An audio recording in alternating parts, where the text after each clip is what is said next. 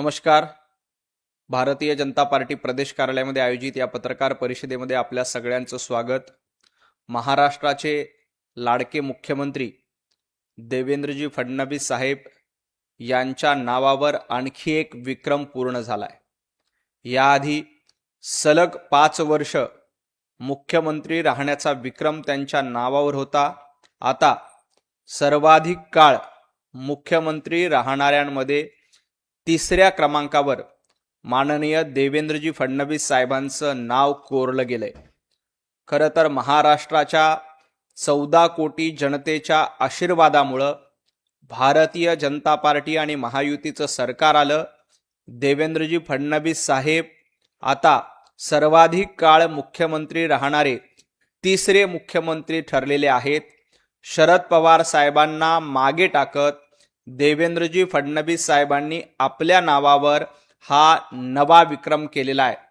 खरं तर महाराष्ट्रातल्या 14 कोटी जनतेचे आशीर्वाद हे देवाभाऊंच्या पाठीशी आहेत.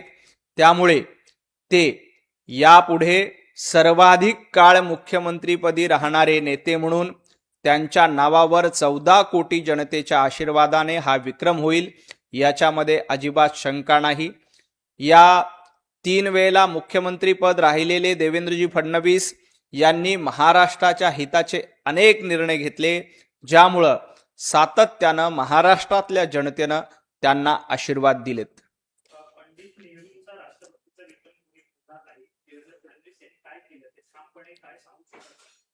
संजय राऊत यांचा राष्ट्रद्रोहाचा विक्रम आणि उद्धवजी ठाकरे यांचा दाढ्या कुरवळण्याचा विक्रम या जगामध्ये कुणीही मोडू शकणार नाही. राष्ट्रद्रोह करणं आणि पाकिस्तान दार्जिनी भूमिका घेणं हा संजय राऊतांच्या नावावरचा विक्रम आहे.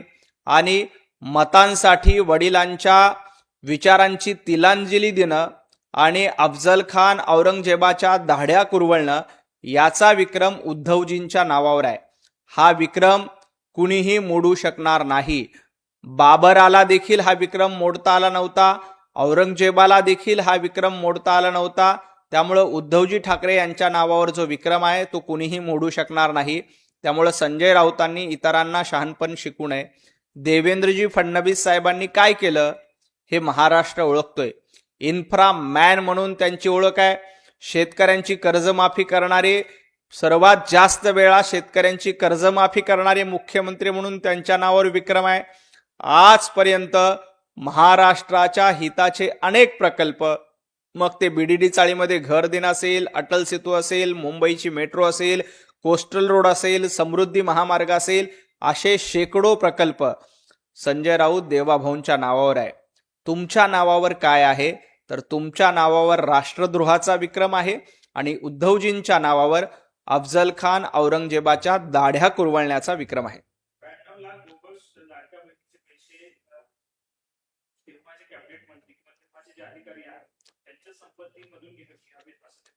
लाडकी बहीण योजना सुरू केल्यानंतर संजय राऊत यांचा पोटशूळ का उठतोय? संजय राऊत, लाडक्या बहिणीचे पाप, लाडक्या बहिणीचे शाप तुम्ही घेऊ नका. लाडक्या बहीण योजनेला विरोध केला तर या लाडक्या बहिणी तुम्हाला असा शाप देतील की राजकारणात पुन्हा तुम्ही उभं राहू शकणार नाहीत. तुम्ही काय सांगतायत की पैसे वसूल करा. संजय राऊत पत्राचाळीमध्ये जो घोटाळा केला त्याचे पैसे तुमच्या खाजगी संपत्तीमधून वसूल करायला पाहिजे. अलिबाग मधली तुमची प्रॉपर्टी विकून पत्राचाळ मधल्या घोटाळ्याचे पैसे खरं तर वसूल केले पाहिजे. या लाडक्या बहिणीच्या योजनेला सातत्यानं विरोध करण्याचं काम काँग्रेसनं केलंय आणि काँग्रेसच्या पाठोपाठ उबाटा गटाचे संपत राऊत जे आहेत, त्या संपत राऊत यांनी या लाडक्या बहिणीला विरोध केलाय. परंतु एक लक्षात घ्या, लाडकी बहीण योजना बंद पडणार नाही. या लाडक्या बहिणीचे आशीर्वाद हे महायुतीच्या पाठीशी आहेत, देवाभाऊंच्या पाठीशी आहेत, एकनाथजी शिंदेच्या पाठीशी आहेत. संजय राऊत, तुमच्या मनामध्ये आहे की ही योजना बंद झाली पाहिजे. उद्धवजींच्या मनामध्ये आहे ही योजना बंद झाली पाहिजे. काँग्रेस तर लाडकी बहीण योजना बंद करावी म्हणून कोर्टामध्ये देखील गेली होती. परंतु एक लक्षात घ्या, जोपर्यंत भारतीय जनता पार्टी महायुतीचं सरकार आहे तोपर्यंत लाडकी बहीण योजना कुणीही बंद करू शकणार नाही. संजय राऊत काय, राजाराम राऊत देखील आले तरी लाडकी बहीण योजना बंद होणार नाही. उद्धवजींची किती इच्छा असेल लाडकी बहीण योजना बंद करून टाका, आदित्य ठाकरेंची किती इच्छा असेल लाडकी बहीण योजना बंद करून टाका, किंवा काँग्रेसच्या नेत्यांनी या योजनेच्या विरोधामध्ये कितीही खोडा घातला तरीही लाडकी बहीण योजना बंद होणार नाही. उलट आता 1500 रुपये लाडक्या बहिणीला दिले जातील. आम्ही निवडणुकीमध्ये आश्वासन दिलंय की आम्ही लाडक्या बहिणींना 2100 रुपये महिना देऊ आणि हे आश्वासन देखील संजय राऊत तुमच्या नाकावर टिचून आम्ही पूर्ण करणार आहोत.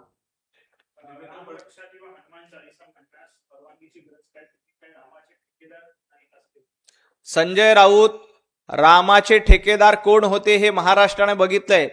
जेव्हा नवनीत राणा हनुमान चालिसा म्हणण्यासाठी मातोश्रीच्या बाहेर आल्या होत्या तेव्हा तुम्ही त्यांच्या विरोधामध्ये का गुन्हा दाखल केला होता? मग तेव्हा हनुमान चालिसा म्हणण्यासाठी परवानगी घेतली नाही म्हणून तुम्ही त्यांना 8 दिवस तुरुंगात डांबलं होतं. मग तेव्हा तुम्ही धर्माचे ठेकेदार होता का रामाचे ठेकेदार होतात? आज तुमचं हे आंदोलन नाही तर तुमचं नौटंकी आहे. या नौटंकीच्या विरोधात महाराष्ट्रातील जनता आवाज उठवते. तुम्हाला साधी रामरक्षा म्हणता येत नाही. काँग्रेसनी ज्या प्रभू रामचंद्राला विरोध केला त्या काँग्रेसच्या सांगण्यावरनं तुम्ही प्रभू रामचंद्रांच्या प्राणप्रतिष्ठापना सोहळ्यासाठी देखील गेला नव्हतात. आणि उद्धवजी, पुस्तकामध्ये बघून देखील तुम्हाला रामरक्षा म्हणता येत नाही. तुम्ही नमाज पठण स्पर्धा घ्या, तुम्ही अजान पठण स्पर्धा घ्या, कारण तुम्हाला आता नमाज आणि अजान प्रिय आहे, तुम्हाला रामरक्षा प्रिय नाही. पुस्तकात बघून देखील ज्यांना रामरक्षा म्हणता येत नाही त्यांनी प्रभू रामचंद्रांचं नाव घेऊ नये.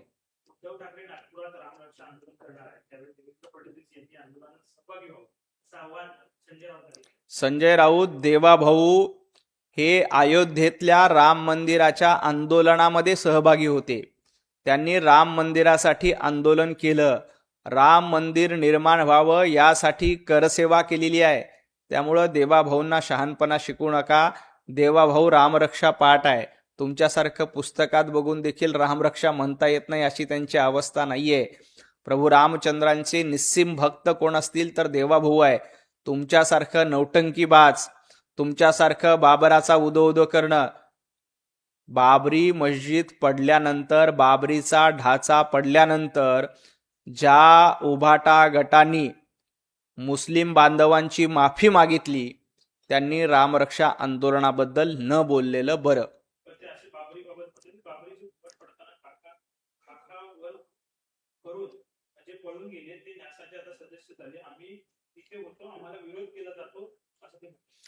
बाबरी पाडताना राम भक्तांवर गोळ्या झाडणारे कोण होते? ज्या समाजवादी पार्टीनं प्रभू रामचंद्रांच्या भक्तांवर गोळ्या झाडल्यात, ज्यांचे हात राम भक्तांच्या रक्ताने नाहून निघालेत, अशा समाजवादी पार्टीच्या मांडीला मांडी लावून बसताना संजय राऊत आणि उद्धवजी ठाकरे तुम्हाला लाज वाटली नाही का? ज्या प्रभू रामचंद्रांचं अस्तित्व काँग्रेसनं नाकारलं होतं, काखावर काँग्रेसने केल्या होत्या की प्रभू रामचंद्रांचं अस्तित्वच नाही, त्या काँग्रेसच्या मांडीला मांडी लावून बसताना उद्धवजी ठाकरे तुम्ही काखावर केल्या होता का खाली केल्या होत्या? एकदा महाराष्ट्राला सांगा. ज्या पद्धतीनं राम भक्तांवर गोळ्या झाडणाऱ्या इंडी अलायन्सच्या सोबत तुम्ही आहात, तुम्हाला प्रभू रामचंद्राबद्दल बोलण्याचा अधिकार नाही. राम मंदिरासाठी आंदोलन इथल्या प्रत्येक हिंदूंनी केलं. बाळासाहेब ठाकरे यांनी त्यांचं समर्थन केलं. संजय राऊत, तुम्ही तर विरोध केलाय. तुम्ही तर आता बाबराला प्रिय म्हणतायत. तुम्ही तर बाबरचा ढाचा पाडल्याबद्दल माफी मागताय. त्यामुळे तुम्हाला राम मंदिराबद्दल बोलण्याचा अधिकार नाही. ज्यांनी रामाच्या भक्तांवर गोळ्या झाडल्या त्यांचा इतिहास हा काळा आहे. त्यामुळं तुमचा देखील इतिहास काळा झालाय. तुमचं तोंड देखील त्यांच्या शेजारी बसून काळवणलेलं आहे. हे संजय राऊतांनी लक्षात घ्यावं. इथला रामभक्त सजग आहे आणि इथला राम भक्त तुमच्यासारख्या नौटंकीबाजपणाला कधीही थारा देणार नाही. शरद पवार जे आहेत निपक्ष आहेत ते सर्वांना घेऊन चालतात. त्यामुळे त्यांनी कर्जमाफीवरून फडणवीसांचं कौतुक केलं. कर्जमाफीवरून शरद पवार साहेबांनी देवेंद्रजी फडणवीस साहेबांचं कौतुक केलंय. कारण 2 लाखापर्यंतची कर्जमाफी देवेंद्रजी फडणवीस यांनी कुठलीही निवडणूक नसताना केली. संजय राऊत बरोबर म्हणतायत की पवार साहेब सगळ्यांना घेऊन चालतायत, फक्त उभाटा गटाला सोडून पवार साहेब पुढे जातायत. उभाटा गट आता महाविकास आघाडीत एकटा पडलाय. राम मंदिर आंदोलनामध्ये उभाटा गटाला ना काँग्रेस साथ देते ना पवार साहेब साथ देत आहेत. आता संजय राऊत म्हणतात की पवार साहेब सगळ्यांना सोबत घेऊन चालतायत, परंतु शरद पवार साहेब उद्धवजी ठाकरे यांना सोडून बाकी सगळ्यांना सोबत घेऊन चालतायत. हे त्यातलं वास्तव आहे. उद्धवजी ठाकरे यांची साथ आता काँग्रेसनी सोडली आहे, पवार साहेबांनी सोडली आहे. महाराष्ट्राच्या राजकारणामध्ये उद्धवजी ठाकरे हे एकटे पडलेत. त्याला जबाबदार संपत चाललेला पक्षाचे संपत राऊत आहेत. संपत राऊत यांनी आपला संपूर्ण पक्ष संपून टाकला असल्यामुळे आता उद्धवजी ठाकरे संपत चाललेल्या संपतरावासोबत दोघेच शिल्लक आहेत. एक संपत राऊत आणि दुसरे उद्धवजी ठाकरे. देवेंद्र फडणवीस दिल्लीला गेल्यावर बावनकुळे त्यास पुन्हा होताना संजय राऊत यांचं महाराष्ट्राच्या मुख्यमंत्री पदाचं भाकीत रोज रोज रोज सुरू आहे. अहो संजय राऊत, भांडूपमध्ये उबाटा गटाचा नगरसेवक तुम्ही ठरवू शकत नाहीत. भांडूपमध्ये भारतीय जनता पार्टीचा नगरसेवक आहे. संजय राऊत ज्या वॉर्डामध्ये राहतात ना, त्या वॉर्डामध्ये भारतीय जनता पार्टीचा नगरसेवक आहे. तुम्हाला तुमच्या वॉर्डातला नगरसेवक ठरवता येत नाही आणि तुम्ही महाराष्ट्राचं मुख्यमंत्रीपद ठरवतायत. एक गोष्ट लक्षात घ्या, 2029 पर्यंत महाराष्ट्राच्या मुख्यमंत्रीपदी देवेंद्रजी फडणवीस साहेबच राहतील. देवाभाऊंच्या नेतृत्वातच आम्ही 2029ची विधानसभा निवडणूक लढू आणि जिंकू. त्यामुळं हे वेगवेगळ्या अफवा पसरवण्याचं काम बंद करा. आपला संपत चाललेला पक्ष संपत राऊत यांनी लक्षात ठेवावा. बाकी काळजी करण्यासाठी भारतीय जनता पार्टी, देवेंद्रजी फडणवीस, आमचे रवींद्रजी चव्हाण साहेब, बावनकुळे साहेब अतिशय समर्थ आणि सक्षम आहेत. देवेंद्र फडणवीस यांच्या कार्यकाळाला शरद पवार यांच्या कार्यकाळाने मार्ग टाकले. आता सर्वाधिक मुख्यमंत्रीचा कार्यकाळ असला दुसऱ्या क्रमांकावर देवेंद्र फडणवीस. एकीकडे आता फडणवीसांची दिल्लीत जाण्याची चर्चा असताना कसं पाहता तुम्ही? देवेंद्रजी फडणवीस यांनी सर्वाधिक मुख्यमंत्री पदाचा 3रा क्रमांक गाठलेला आहे. देवाभाऊ सर्वाधिक काळ मुख्यमंत्री राहणारे महाराष्ट्रातले प्रथम मुख्यमंत्री होतील, हा आमचा विश्वास आहे. महाराष्ट्रातल्या 14 कोटी जनतेचा आशीर्वाद ही देवाभाऊंच्या पाठीशी आहेत. त्यामुळे संजय राऊतांनी कितीही बोंबाबोंब केली, बडबड केली, वायफळ सांगितलं, कारण ते स्वतः संपत राऊत झालेत, त्यामुळे काही फरक पडणार नाहीत. देवाभाऊ हे विक्रमवीर आहेत आणि याही पुढे अत्यंत चांगले विक्रम महाराष्ट्राच्या हितासाठी ते पूर्ण करतील. प्रदेशाध्यक्ष अशोक सपकाळ यांनी भाजपवर टीका सर्वांना संपून टाका, हा भारतीय जनता पक्षाचा रोडमॅप आहे. हर्षवर्धन सपकाळ हे काँग्रेसचे डिझास्टर मॅन आहेत. काँग्रेसला महाराष्ट्रातून संपवण्याचं काम हर्षवर्धन सपकाळ यांनी सुरू केलंय. दिल्लीमध्ये राहुल गांधी काँग्रेसचे डिझास्टर मॅन आहेत, तर महाराष्ट्रात हर्षवर्धन सपकाळ हे काँग्रेसचे डिझास्टर मॅन आहेत. हर्षवर्धन सपकाळ हे प्रदेशाध्यक्ष झाल्यापासनं साधी ग्रामपंचायतची निवडणूक हर्षवर्धन सपकाळ तुम्हाला जिंकता आली नाही. नगरपालिका, महापालिकामध्ये तुम्हाला सगळ्यात मोठा भोपळा मिळालाय. त्यामुळं आपला पक्ष कसा वाचवायचा डिझास्टर होण्यापासून, त्याकडे हर्षवर्धन सपकाळ यांनी बघितलं पाहिजे. आपल्या नेतृत्वामध्ये काँग्रेसची वाताहत होत चालली आहे. काँग्रेस महाराष्ट्रात ज्या पद्धतीनं काँग्रेसचं गवत नामशेष होतंय, त्याच पद्धतीनं काँग्रेस पक्ष नामशेष होतोय. डिझास्टर मॅन म्हणून हर्षवर्धन सपकाळ यांची महाराष्ट्र काँग्रेसच्या इतिहासामध्ये नोंद होणार आहे. अमित शहानी भाजपमध्ये सामील व्हा असं एकनाथ खडसे यांना सांगितलं, तसं खडसेंनी स्वतः आता काँग्रेस नाही, एकनाथजी खडसे यांचं मी वक्तव्य ऐकलेलं नाही, परंतु एकनाथजी शिंदे यांचा पक्ष स्वतंत्र आहेत. ते एनडीएचे घटक पक्ष आहेत आणि एकनाथजी शिंदे यांच्या नेतृत्वात शिवसेनेचं मार्गक्रमण अतिशय चांगल्या पद्धतीनं सुरू आहे आणि आमचा सहयोगी पक्ष म्हणून एकनाथजी शिंदे यांचा नेतृत्वाचा आम्हाला अभिमान आहे. एकनाथ खडसेंनी काय म्हटलेले मी ऐकलं नाही, परंतु एकनाथ शिंदे यांच्या नेतृत्वाचा आम्हाला अभिमान आहे. त्यांचा पक्ष स्वतंत्र आहे आणि ते एनडीएचे घटक पक्ष आहेत. ठाकरे शिवसेनेचे खासदार माजी खासदार विनायक राऊत यांच्या विरोधात पुन्हा जो आहे तो दाखल करण्यात आलेला आहे. वेगवेगळे सांगोले जे आहे ते त्यातनं बाहेर पडताना आपल्याला पाहायला मिळते. काही लोकांना अटक सुद्धा झालेली आहे. उद्धवजी ठाकरे यांना एवढंच सांगायचंय की तुम्ही रामरक्षा आंदोलन करण्यापेक्षा आपल्या पक्षातील नेत्यांच्या सुनेचं रक्षण करावं. ही पक्षप्रमुख म्हणून तुमची जबाबदारी आहे. तुम्ही रामरक्षा म्हणायला चाललात आणि आपल्याच पक्षातल्या नेत्यांच्या सुनांवर अशा पद्धतीचे अत्याचार होत असतील तर तुम्ही रामरक्षा आंदोलन सोडून सुनांचं रक्षण करण्यासाठी आंदोलन केलं पाहिजे. ती तुमची जबाबदारी आहे. तुम्ही स्वतःला पक्षप्रमुख म्हणून समजता, तुम्ही स्वतःला उबाटा गटाचे कुटुंब प्रमुख म्हणून समजता आणि तुमच्या पक्षामध्ये तुमचे नेते, तुमचे उपनेते असलेले लोक अशा पद्धतीनं महिलांवर अत्याचार करत असतील तर ती अतिशय गंभीर गोष्ट आहे. त्यामुळं नागपुरामध्ये जाऊन रामरक्षा आंदोलन करण्यापेक्षा आपल्या पक्षातील सुनेंचं रक्षण करण्यासाठी एखादी मोहीम उद्धवजींनी हातात घेतली पाहिजे. मुख्यमंत्री देवेंद्र फडणवीस यांनी महाविकास आघाडीला टीका लावलेली आहे की आम्ही कुठला मारत नाही आणि सही करू.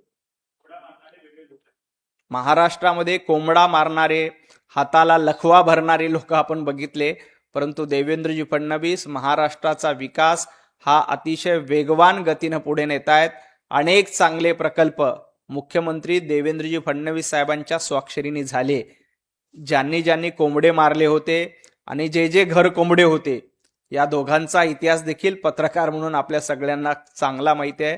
घर कोंबड्यांना देखील जनतेनं कायमचं घरी बसवलं आणि कोंबडा मारणारे, हाताला लखवा भरणारे अशा लोकांना देखील घरी बसवण्याचं काम महाराष्ट्राने केलंय आणि देवेंद्रजींच्या पाठीशी भरभक्कम आशीर्वाद 14 कोटी जनतेनं दिलेले आहेत. राज्यामध्ये रामदास आठवलेला दावा केला आहे की ठाकरेकडे 14 ते 15 आमदार पुन्हा फुटणार आहे आणि शिंदेच्या सोबत जाण्याची शक्यता असं रामदास आठवले. नाही, त्यासाठी भाकीत करण्याची गरज नाही. ज्या पद्धतीनं उद्धवजी ठाकरे यांचं वागणं सुरू आहे, ज्या पद्धतीनं उद्धवजी ठाकरे घरामध्ये बसून राहत आहेत, त्यामुळं येणाऱ्या काळात आमदार, खासदार, नगरसेवक, कार्यकर्ते हे उद्धवजींना सोडून जाणार आहेत. याच्यामध्ये काहीही शंका नाही. यात कुठलंही भाकीत करण्याची गरज नाही. खूप खूप धन्यवाद. तसं एक शेवटचा प्रशांत जगताप असं म्हणतात की अपघाताला सरकार जबाबदार आहे. वारकरी यांचा मृत्यू झालेला आहे. वारकऱ्यांची माफी मागितली पाहिजे मुख्यमंत्र्यांनी असं ते प्रशांत जगताप. जेजुरीमध्ये अतिशय दुर्दैवी असा अपघात झालाय.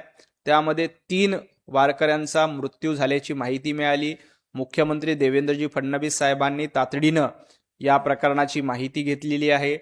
स्वतः सुनेत्राताई पवार यांनी देखील या प्रकरणाची माहिती घेतलेली आहे. माहिती अशी आहे की वारीमधलाच ट्रक होता, कुठल्याही बाहेरच्या ट्रकाने तो अपघात झाला नव्हता.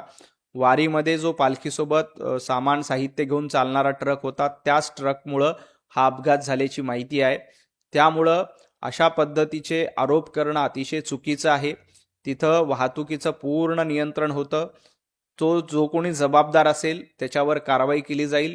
कुणालाही सोडलं जाणार नाही. वारकऱ्यांच्या मृत्यूबद्दल भारतीय जनता पार्टी भावपूर्ण श्रद्धांजली अर्पण करते. त्या कुटुंबांना या दुःखातून सांत्वन मिळावं. लवकर ईश्वरचरणी आम्ही प्रार्थना करतो की या दुःखातून दूर व्हावं. अतिशय दुर्दैवी घटना आहे. खरं तर त्या रस्त्यावर इतर कुठल्याही वाहनांना परवानगी नसते. फक्त वारीमध्ये साहित्य घेऊन जाणाऱ्या ट्रकलाच परवानगी असते आणि दुर्दैवानं त्याच ट्रक भरधाव वेगाने जात होता आणि त्यांनी वारकऱ्यांवर अशा पद्धतीनं अपघात झाला, काळाचा घाला घातला. अतिशय दुर्दैवी घटना आहे. त्यासाठी जो कोणी दोषी असेल त्याच्यावर कारवाई केली जाईल. अशा पद्धतीच्या घटना वारीमध्ये पुन्हा घडू नये यासाठी वारीमधल्या वाहनांना देखील शिस्त लावण्याची गरज आहे. त्यासाठी प्रशासन योग्य त्या सूचना देईल.